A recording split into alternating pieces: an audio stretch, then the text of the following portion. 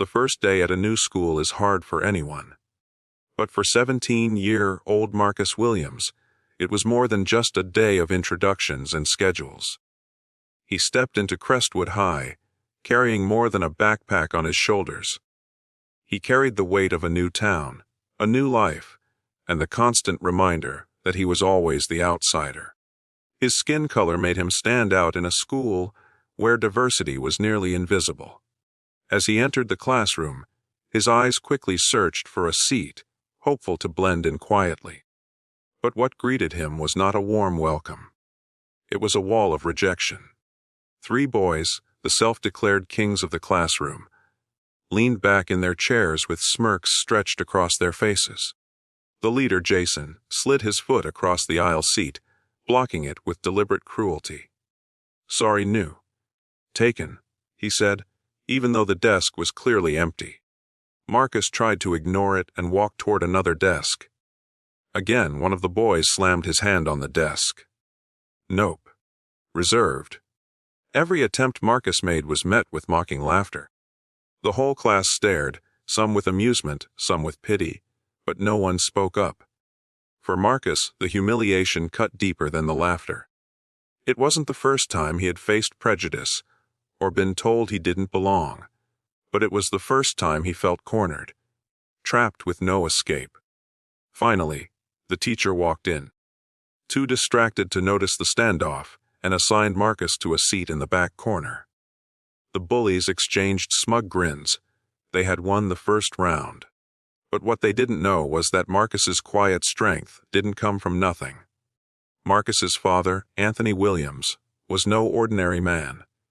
To most, he was just a successful businessman who moved his family to Crestwood for a better life. But behind the polished suits and quiet demeanor, Anthony carried a reputation feared by men who knew power. Back in the city, he had been a powerful figure in the Mafia world. A man who commanded respect with a single glance.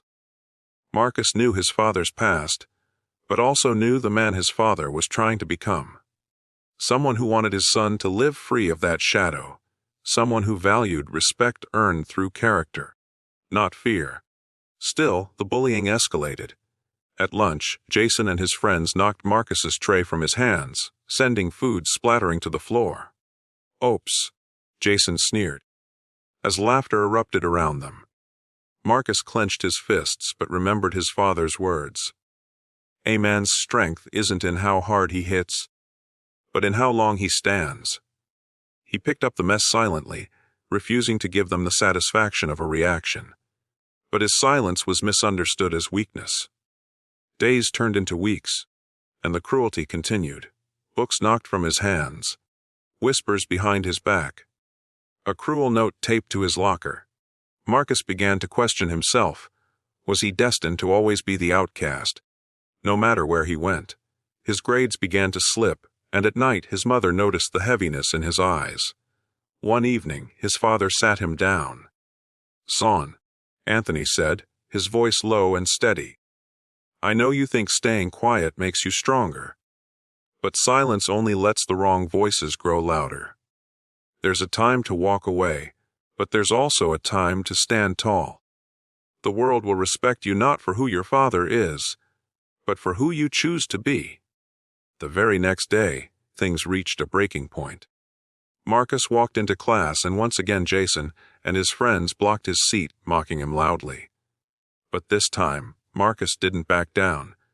He stood there, looked Jason in the eyes, and calmly said, "Move." The laughter in the room quieted, replaced by an uneasy tension. Jason sneered and stood, trying to tower over him. "Or what? You gonna cry about it?" Marcus didn't flinch. He didn't yell. He didn't swing his fists. He just repeated, stronger this time, "Move." There was something in Marcus's tone, a quiet authority, that made even Jason hesitate. Word spread quickly through the school that Marcus wasn't as easy a target as they thought. But it wasn't until parent-teacher night that everything changed. Jason's father came to the school, and when he saw Anthony Williams across the hall, his face went pale. He recognized him immediately. the man who once commanded entire cities. A man whose reputation whispered through underground networks like a ghost story. Jason's father knew that if Anthony Williams was in this town, respect was no longer a choice. It was a necessity. That night, Jason's father pulled his son aside and, with fear in his voice, told him never to mess with Marcus again. The next morning, Jason approached Marcus in the hallway, his tone shaky, his arrogance gone. "Hey, about yesterday. My bad. You can sit wherever you want." His friends followed his lead, suddenly too quiet, too cautious. For Marcus, it wasn't the apology that mattered. It was the realization that respect could be commanded not by fists, not by fear, but by dignity. In the weeks that followed, Marcus focused on his studies, slowly building friendships with those who admired his quiet resilience. Teachers noticed his determination, and students began to see him not as the outsider, but as someone worth respecting. Even Jason, over time, softened, eventually asking Marcus for help in class when he struggled. Marcus helped him, not because he had to, but because he wanted to show that kindness was more powerful than revenge. The story of Marcus spread quietly through Crestwood High.